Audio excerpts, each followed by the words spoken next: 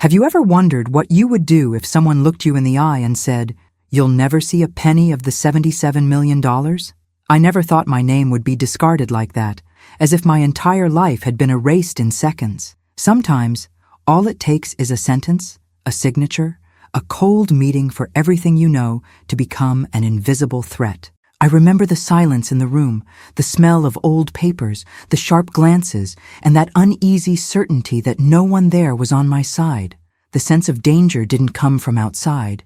It arose in the small details, the whispered conversations, and the lack of answers. As I tried to understand what was left of me in that courtroom, I realized that none of this makes sense without going back to the beginning. Before I tell you what happened, you need to know what my life was like before that day. October 26th, 2022.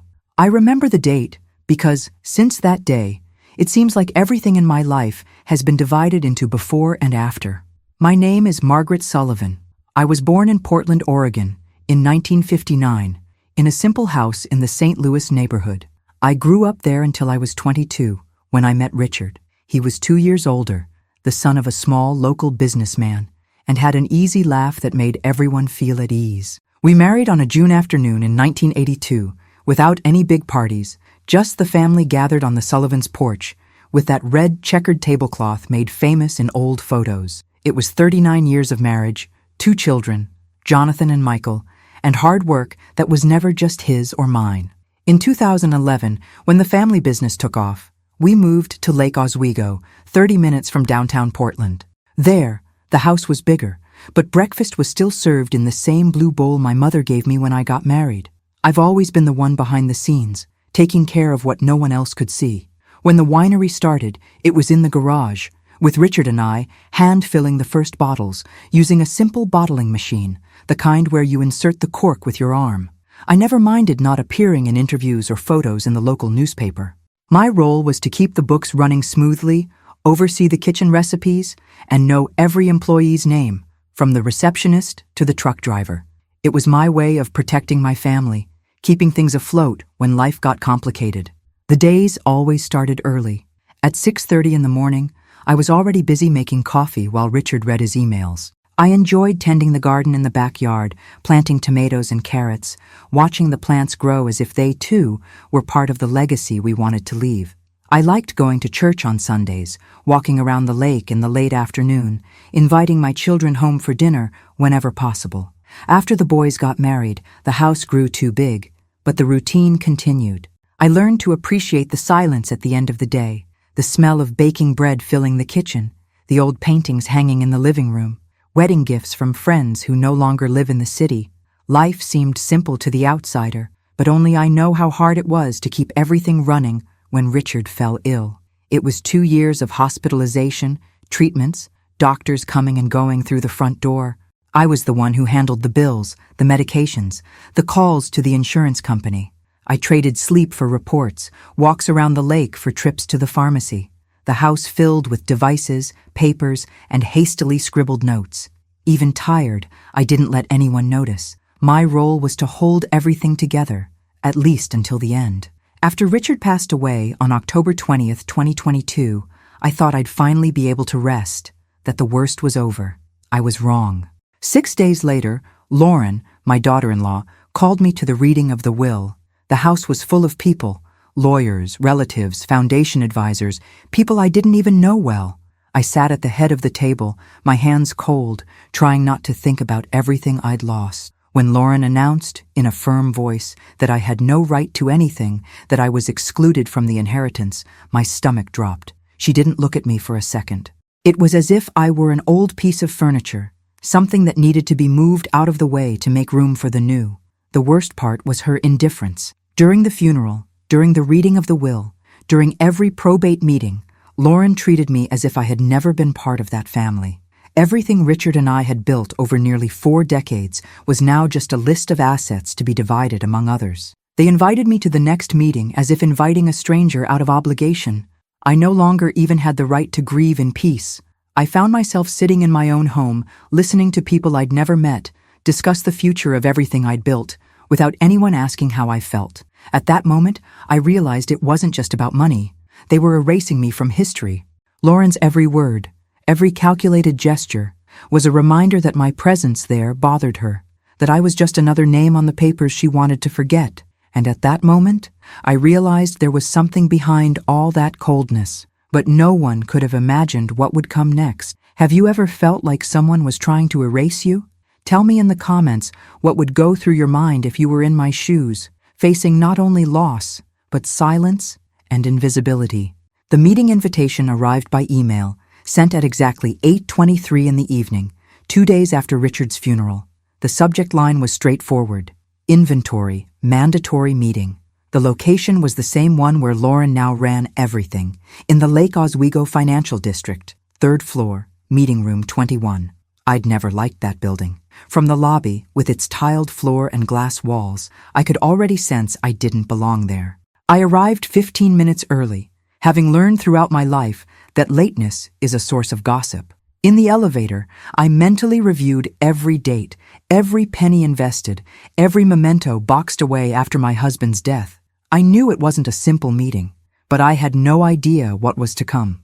Upon entering, I found the mahogany desk surrounded by people in ties, lawyers, accountants, 2 foundation board members, the new general counsel. A screen was on in the corner of the room, displaying spreadsheets full of numbers, and a coffee maker was running that no one even used. Lauren sat at the head of the room, a dark blue binder open in front of her. She didn't even need to look at me. She began speaking, reading documents, as if it were just another obligation in her busy schedule. She talked about stocks, properties in the metropolitan area, the building in Portland, the Sullivan Vineyards Winery, international investments, an educational fund created in 2017. The figures were read precisely, every dollar figure, every cent written in the margin. She spoke of everything as if she were simply closing the monthly accounts, emotionless, without even pausing to see if I understood what was being taken from me. I tried to concentrate, but each word took me further away from my own story. I heard the name of the winery, remembered nights labeling bottles with Richard, mornings organizing spreadsheets at the kitchen table. None of those memories surfaced here. To anyone watching from the outside, I was just a spectator, a nearly invisible presence. Lauren didn't hesitate to show me the documentation of the transfer of the family trust. She said that in July of 2022, months before my husband's death, Richard signed the transfer of all control to her. She brought the notarized sheets, dates, protocol numbers, and notarized signature. As she detailed the details, one of the lawyers quickly explained that this type of family trust serves to protect assets, allow direct management of investments, reduce taxes, and avoid lengthy court battles. But at that moment, all I could feel was a mixture of disbelief and anger. With each document read, I felt my palms sweating under the table. She didn't stop. She read off a list of assets. Apartment in Seattle, 22% of the company's stock, balance in international account, investment securities. When she reached the end, she blurted out the sentence as if it were just a common announcement. There are no remaining distributions attributed to Margaret. The room grew even quieter. No one looked up, not even the lawyers who had known me for decades. It was as if everyone was following a script that brooked no improvisation or hesitation. I felt a bitter taste in my mouth and had to bite the inside of my cheek to keep from saying anything. Not a glance, not a word of comfort, just the sound of sheets being stacked and pens tapping on the table. I got up slowly, packed my bag, and left the room. The footsteps in the hallway echoed louder than they should have. Each meter I walked, taking me further away from what remained of my old life. I don't remember saying goodbye.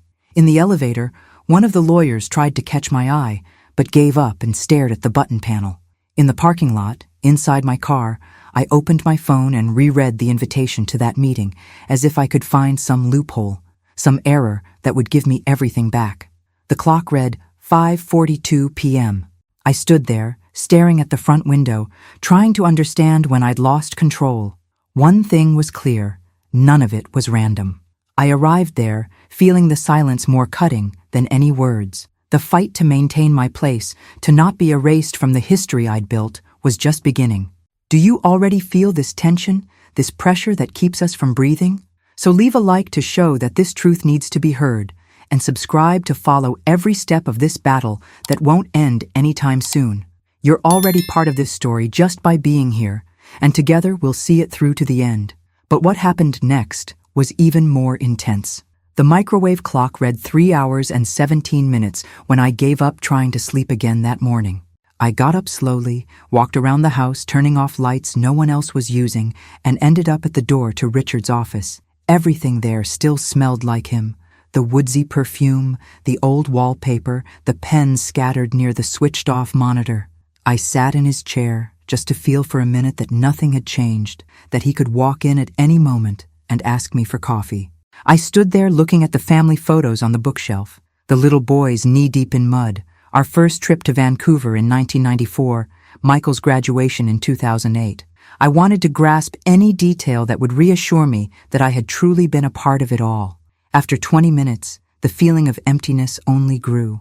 I decided to search every inch of that room, as if some answer lay hidden among the old papers. I started by opening the desk drawers, reviewing tax folders dating back to 2003, paid utility bills, winery maintenance receipts, insurance documents for the family's first warehouse. With each ripped envelope, the frustration only grew. I went to the back shelf and pulled out another box, one of those clear plastic ones labeled Memories. Inside were concert tickets, children's birthday cards, drawings made by a child named Ethan, dated more than 10 years ago. It was impossible not to see. Richard had a whole other life. He wasn't just a woman, he was a parallel family with routines, important dates, even inside jokes written on the cards. The notes were short, but they said more than any conversation I'd had with him in recent years. Happy birthday, Dad. You're the best in the world. Or, I love you, Mom and Dad. Ethan. The worst thing was that they were all there, organized, stored with the same care he had with our things at home. I sat in the black chair, my body heavy as lead, and looked around, trying to find a logical reason, an explanation that made sense. I couldn't find one. Beside the table, a wastebasket filled with torn papers, Christmas cards with a photo of Richard, Lauren, and Ethan smiling in front of the fireplace, a calendar from 2021 with appointments marked only with their initials. I picked up the largest envelope, hidden at the bottom of the box, and saw it was a blue folder with a white elastic band marked Confidential. My hands trembled as I opened it. The first thing I saw was a sheet of paper folded in half, in Richard's handwriting. I suspect she's pushing too hard to change the will. I'm uncomfortable. This didn't seem like a normal rant. Beneath it was a copy of an old will, dated March 24th, 2020, with my name listed as the primary beneficiary. The clauses very clear. In the event of my death, all personal assets shall pass in their entirety to my wife, Margaret Sullivan. A section was crossed out in pen, with a notation, discuss with Lauren tomorrow. The folder still held records of legal meetings scheduled for dates between October 2021 and July 2022. Each line had a time, different lawyers' names, video call times, everything organized, with quick notes from who was in attendance. I started connecting the dots. Richard wasn't just planning, he was being pressured, and each appointment was a step in what felt, for the first time, like a real operation. The lawyer who came up most often was someone I'd never heard of, not part of the family's traditional group, nor from the old firm of David Carter, our trusted attorney for over 20 years. It was all new, all done in the shadows of a hospital room, without anyone asking why. I grabbed my phone and photographed everything, every page, every note, without really knowing why, but feeling it was important to keep it. My legs felt heavy as I stood up. I walked back to the living room carrying that folder, as if it were the last real trace in the entire house. I didn't know whether to feel anger, sadness, or shame, but I knew it changed everything. I wasn't just dealing with the pain of loss anymore. I had just stumbled into a plot that began while my husband was still struggling to breathe. And in that moment, I realized that to survive, I would need to face people I never imagined as enemies. I sat on the couch with the blue folder on my lap until the sky began to lighten. My head was spinning in circles, trying to piece together a puzzle for which I didn't have all the pieces. I knew I needed someone outside of that circle of lawyers Lauren hired for everything. Someone who actually knew Richard. It was Tuesday, 7 in the morning, when I called David Carter's office. I hadn't slept 4 hours, but exhaustion gave way to anger every time I reread Richard's note about the will. Margaret, only come here in case of emergency, was what the secretary replied before I could even say my full name. I handed him my phone number and asked him to call back. It didn't take 10 minutes. David called back, and before he could hear my voice, asked me to come straight to his office. I picked up the car at 7:23, traffic still light on Boone's Ferry Avenue. Each stoplight was too long for someone who needed answers. I entered the old building, with its gray carpet and the smell of stale coffee, and was greeted by David himself, without formality. He gave me a brief hug and led me straight to the smaller conference room, the one we only used when the conversation was truly important. I took everything out of my bag and spread the papers on the table. The copy of the 2020 will, the records of the legal meetings, Richard's handwritten note. David spent a few minutes simply reading, without commenting. He ran his finger over the dates, scribbled over the crossed-out parts with a red pen, asked pointed questions about the names of lawyers, recognized two, but frowned when he saw the name of a woman we'd never met before. When he finished examining the last page, he carefully closed the folder and said, "This wasn't careless. This was planned." I stood still, hearing his voice sound harsher than I expected.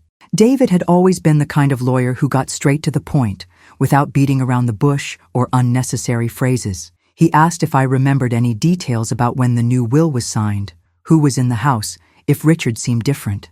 I pulled small things from my memory: late-night calls from Lauren, private meetings in the upstairs office, deliveries of documents she herself brought from the notary's office. Everything was starting to fit together.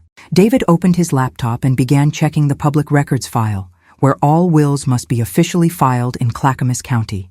He ordered black coffee, the way he always did when he knew the conversation would be long. There, among dozens of records, he found the recent document, but the names of the witnesses didn't match anyone in the family or longtime employees. There were 3 strange names, people who never showed up at parties, Christmas, or foundation meetings. He printed the page and marked the witnesses with a blue pen. He explained that in Oregon, anyone of legal age can be a witness to a will, but that families usually choose someone they trust, at least someone they know. When the names are completely unfamiliar, it raises red flags. We checked all the signatures together. One of them seemed rushed, another was written in nearly illegible handwriting, and the third had a difficult last name, the kind you have to spell more than once to understand. David went to the archives, retrieved the old folders, and pulled out wills from other family members, just to compare the pattern of witnesses and the way the documents were recorded. The difference was glaring. He commented, as he scribbled notes on the side, that it was unlikely to be just a coincidence. It was clear someone had chosen those witnesses on purpose to avoid leaving a trace among acquaintances. We returned to the question of dates. She asked me to try to remember exactly when Lauren first proposed a change to the will. I remembered a Sunday in December. The clock was at 11:20 a.m. when she appeared with a red folder saying she needed urgent signatures to update the family's protection. Richard was tired, barely speaking, and I found his haste strange. Now, with all the documents on the table, it all made even less sense. I spent some time watching the street outside my office window.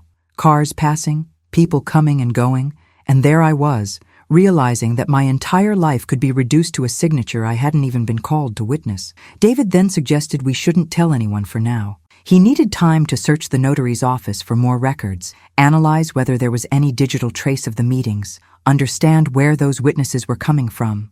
I left his office with a pounding head, the late morning sun beating down on the car's windshield, and an uncomfortable certainty that I was entering completely unfamiliar territory. This wasn't just an inheritance dispute. It was a silent war, waged behind the scenes, and every step needed to be calculated.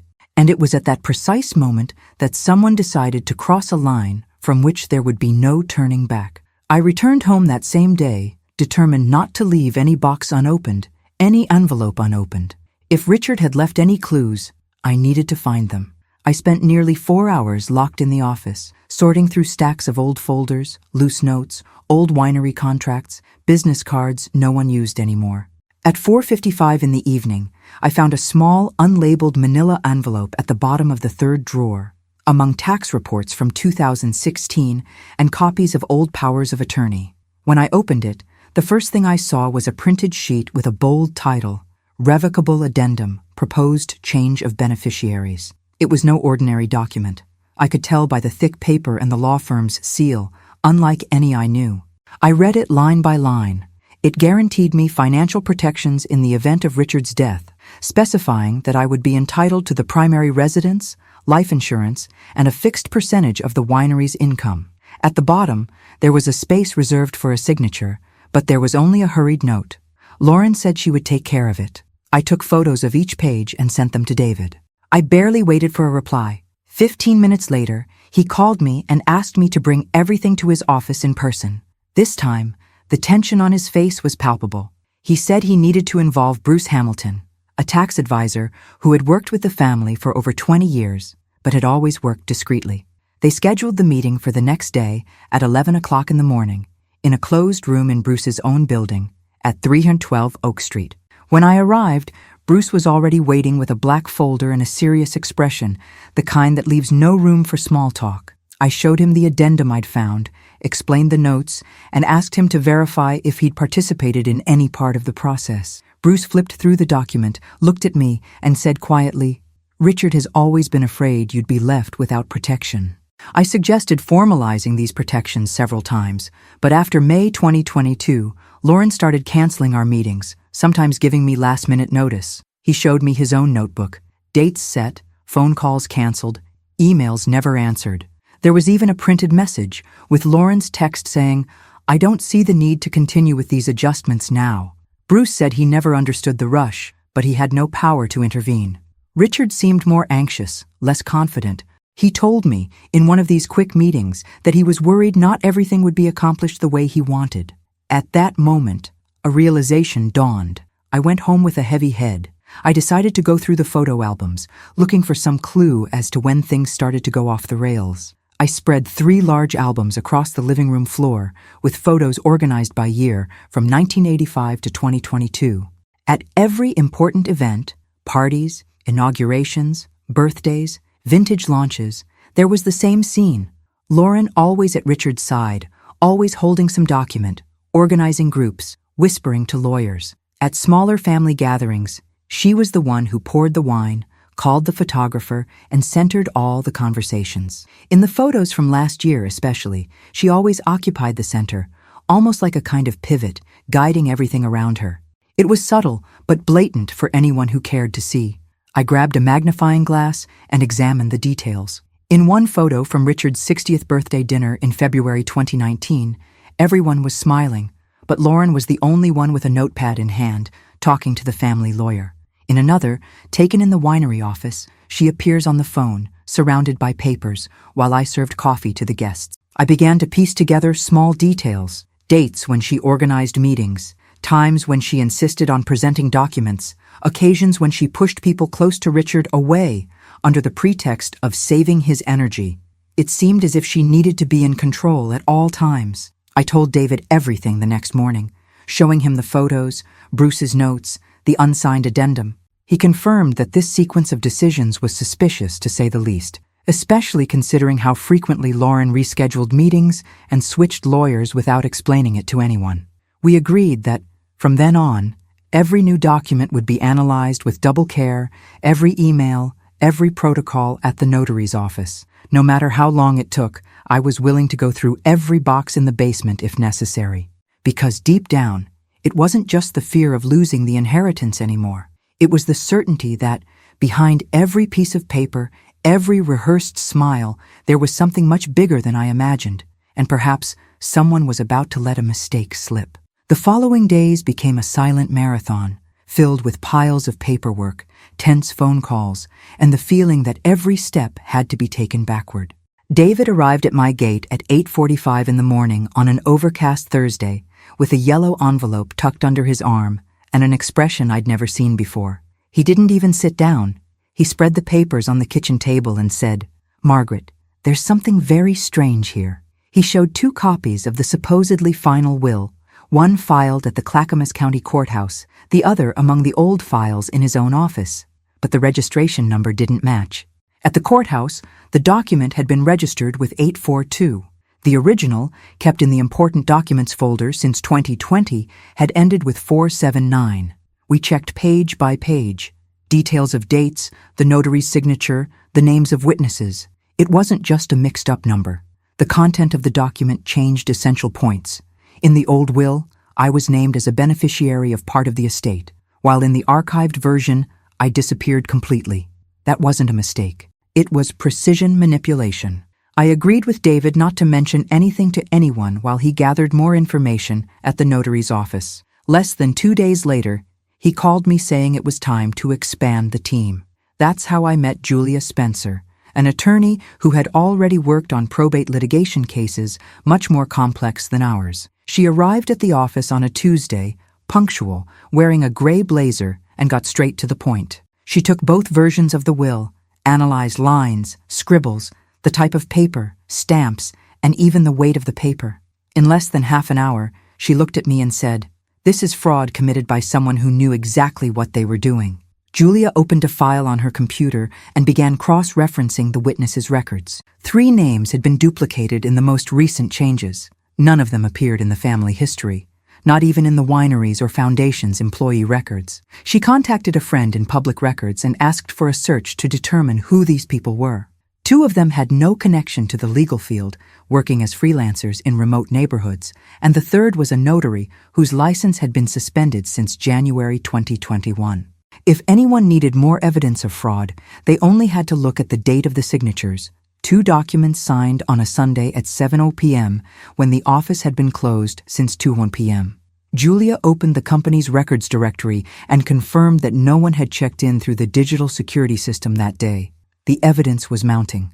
David asked his team to compile all emails sent from Lauren's account in the 3 months before Richard's death. Among the messages, we found one titled Revised Structure, Immediate Action, sent to an outside attorney and the new accountant. The text contained explicit instructions. Immediately remove Margaret as co-beneficiary. File changes before the close of the fiscal quarter. The attachments contained draft documents with altered dates and signature fields ready to be filled out by anyone available on that strange Sunday. It wasn't just an administrative error. It was a plan executed step by step, carefully avoiding any obvious questions. Julia also noticed a detail. On 3 of the documents, Richard's signature looked different. She ordered a handwriting analysis, explaining that the technical report could prove whether someone had tried to imitate his handwriting.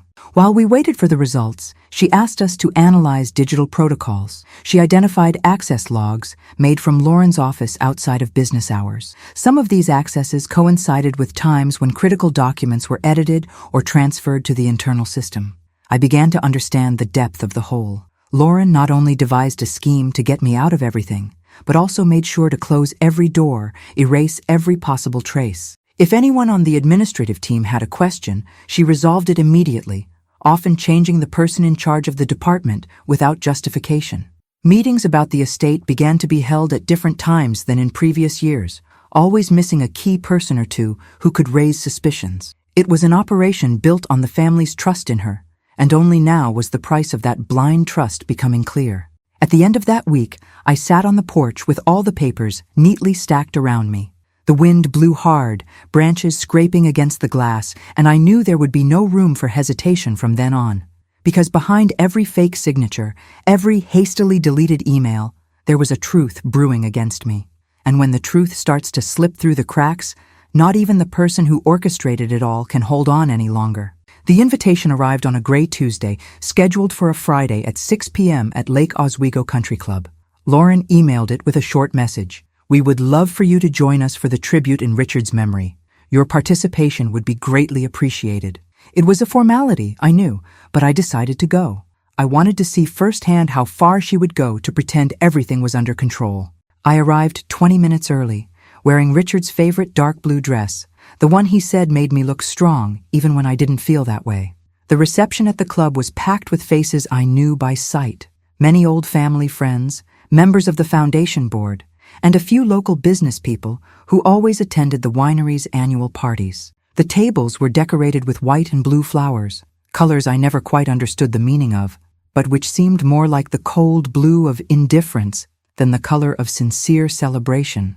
Lauren was in the center, surrounded by people who looked at her as if she were responsible for keeping Richard's name alive. She smiled confidently, speaking loudly, ensuring that the family legacy was in the right hands. As she spoke about the future of the winery, the planned donations to the foundation, and the social projects she would lead, I discreetly did my part. In my purse, I carried copies of the evidence, the revocable addendum document, the emails with instructions to remove my rights, Bruce Hamilton's notes, the photos that showed the control she exerted over each event. I passed a few board members with a restrained smile and handed them the papers, whispering something like, "For your review." I didn't need to say more. Some glanced quickly, others feigned surprise, but I could see the doubt growing there. I felt my palms sweat, but I remained calm, knowing those sheets held more power than any speech Lauren could make. A few seconds later, a woman I recognized as the foundation's CFO discreetly pulled me aside and asked with a concerned look, "Margaret, is this serious? Do you think we have grounds to question all this?" I simply nodded. I didn't need to say anything because the mood shifted.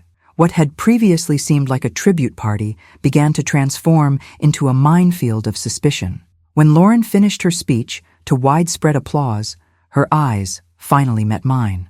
There was no surprise, just a cold, calculating look, as if she'd expected my presence and my attitude. I stood my ground. There was no room for tears, no shouting. Only the certainty that there, in that room filled with artificial light and practiced smiles, the truth was beginning to seep in, albeit slowly and silently. As we were leaving, one of the board members approached and said, "Your lawyer will be in touch, right?" I nodded. My stomach tightened, not out of fear, but with the certainty that I had made the right choice. The next move no longer depended on me, but on justice and the evidence we had gathered. As she walked to the parking lot, the club's lights illuminated the street, wet with the rain that was beginning to fall. It felt like something had changed that day, even though Lauren still tried to maintain a facade of absolute control. She didn't know that, in the silence of that tribute, the first deep crack was beginning to form, and that this crack could become an abyss for her. A few days after the club tribute, I received a connection that completely changed the course of things. On the other end of the line was Jessica Parker, Lauren's former personal assistant. Her voice was tense but resolute. He said he wanted to talk in person, that he had important information to share, and that he couldn't hold it in any longer. We arranged to meet at a coffee shop near downtown at 5 p.m. on a rainy Wednesday that seemed to reflect the mood of what was to come. When I saw her enter, I noticed her tired look, her restless hands clutching her purse as if it were her last support. Jessica was no longer the confident woman she'd appeared in the winery's official photos. She sat across from me, ordered a chamomile tea, and began speaking softly, almost afraid of being overheard. She explained that during the final months of Richard's illness, Lauren had increased the pressure to change legal documents without anyone else knowing. There were private meetings, video calls held behind closed doors, sudden changes to the will, always with the vague excuse that everything needed to be finalized urgently. Jessica reported that, on several occasions, she witnessed documents being signed without Richard being present. Once, in July 2022, she saw Lauren take a document for signature and returned with the paperwork ready, stating that Richard had left for a doctor's appointment.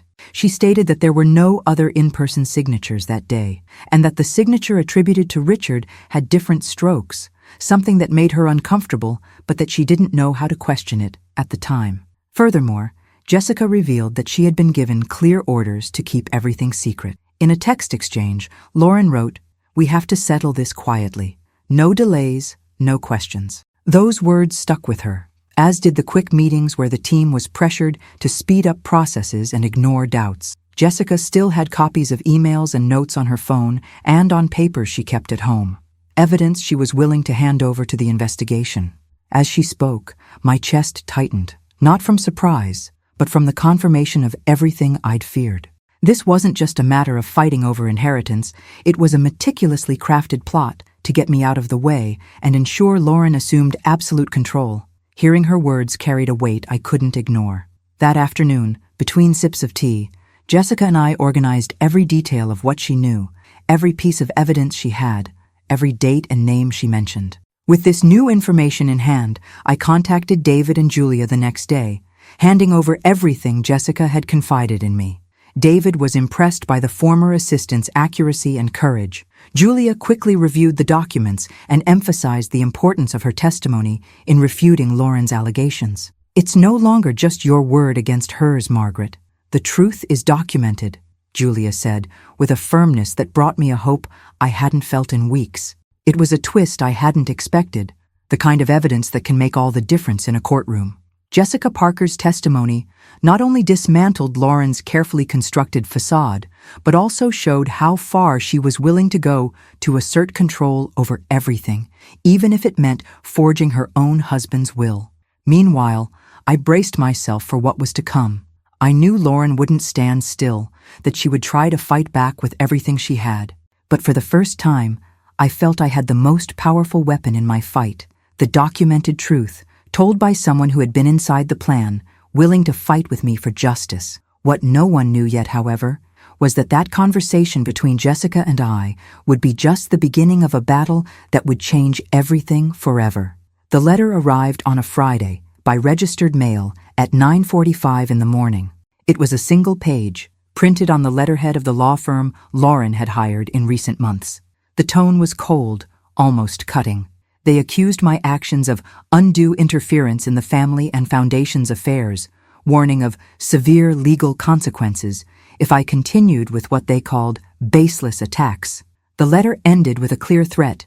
If I didn't back down, I could be forced to pay the court costs, which would be far from small. My chest tightened as I read it, not because it scared me, but because I knew we were getting too close to the truth for Lauren to simply accept. I'd barely finished reading it when I called Julia, who was in the room next to David's office. I relayed the contents of the letter to her, and she frowned, picked up the phone, and sent a direct message to the opposing attorney.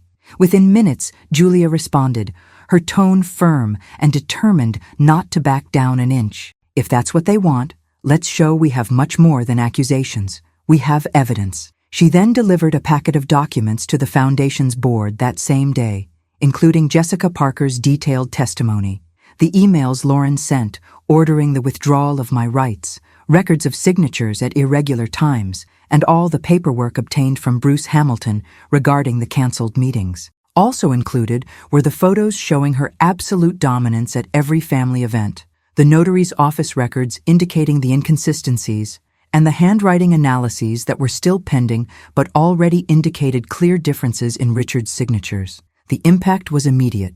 At the extraordinary board meeting held 2 days later on November 27, 2022, all members were unanimous. Based on the documentation presented, it was decided to temporarily suspend Lauren's tenure as the Foundation's executive director until an independent investigation could clarify all doubts.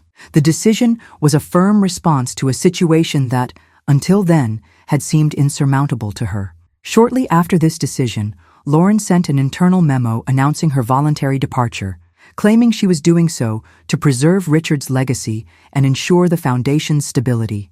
There was no admission of guilt, no apology, just a calculated statement to minimize the damage and try to maintain an already compromised public image. To me, this was nothing more than a strategic retreat in the face of the avalanche of evidence and the pressure that was beginning to mount, not only within the board, but also among partners and investors. Over the next few weeks, conversations among board members became more frequent, and I noticed at meetings that, for the first time, people were beginning to look at me with respect, almost as if I were the one revealing a truth many preferred to ignore. The hostility I'd sensed in our initial meetings gave way to a certain caution, a tacit acknowledgement that the situation was more complex than anyone had imagined. But victory was still far from complete. I knew Lauren wouldn't give up easily, and that these months would be just the beginning of a fight that would require more tests, more patience, and more courage. Still, the feeling of having shed the masks and finally fighting with the right weapons gave me a relief that's hard to explain. What happened next, however, forever changed the course of my story and the way I viewed everything I believed to be true about my family. After months of intense debate, meetings, and analysis, the Foundation's board decided to form a temporary committee to take over executive functions. It was a group composed of long-time members, people who had worked directly with Richard and who knew every detail of the Sullivan family's history. To my surprise, I received a formal invitation to join this committee. The invitation didn't come with grandiose words, but it carried a quiet respect I hadn't felt in a long time. a recognition that I was a vital part of that story, not a mere obstacle to be eliminated. Returning to participate in the Foundation's decisions was like rediscovering a part of myself I thought was lost forever. In our first meetings, I noticed glances that avoided awkward questions, longer greetings, and private conversations to get my opinion. I was no longer there to be a decorative piece, nor to keep silent. I knew that every word I said carried weight. Every decision represented the reconstruction of everything Richard and I had built together. I didn't seek revenge, nor did I try to demand anything beyond what was fair. My greatest achievement was regaining my dignity, my place, my voice in that family. Money and material possessions took a back seat to the satisfaction of seeing the truth prevail. And the most concrete proof of this truth came on a rainy January afternoon when I found Richard's original will hidden deep in an old drawer. The document was intact, with his signature, clear and firm, reaffirming the love and desires he had always had for me. In his words, I was still the rightful beneficiary, the one with whom he wanted to share everything. I kept that will as a relic, a symbol of the truth that no one could erase. It reminded me daily that, despite all the manipulation, lies, and false promises, what is true remains. Today, I actively participate in the Foundation's events, sit next to people who once doubted me, and look them in the eye without fear or resentment. I know that from now on, they will never be able to erase me from the Sullivan family story. The path to this point has been difficult and full of setbacks, but it has taught me that the greatest legacy we can leave isn't just our material wealth, but the integrity of our history, respect for the people we love, and the courage to fight when all seems lost. And although the pain of loss remains, I've found a new reason to move forward, the certainty that my story, like Richard's, will live on, because I haven't let anyone erase what we built together. Still, the feeling that something deeper has shifted within me remains with me. It wasn't just the foundation that was restored, it was me who found myself again, after everything I tried to hide in order to move forward. And this fight that seemed only about documents and money ultimately became a battle for my own identity, something no one can ever take away from me. This story touched you. I know you've felt what it's like to be on the brink, fighting for something beyond money, something that touches the most human part of us, the desire not to be erased, to preserve our own story. You're already part of this narrative, just by being here now. Like and subscribe to the channel to continue following stories that challenge human limits and show the power of truth against injustice. Now tell me in the comments, would you have the courage to take on an entire system to reclaim what's rightfully yours? Right here, I want to know what you would do if you were in my shoes, having to fight against those you once called family. This isn't just a story of inheritance. It's about dignity, resilience, and the strength to not let your voice be silenced. And if you thought this battle was over, get ready. What happened here was just the beginning of what was to come. The next video will challenge everything you believe about what it means to survive amid betrayal and hidden secrets. The video is now live. Click now and join me as we discover how the truth can change everything once and for all.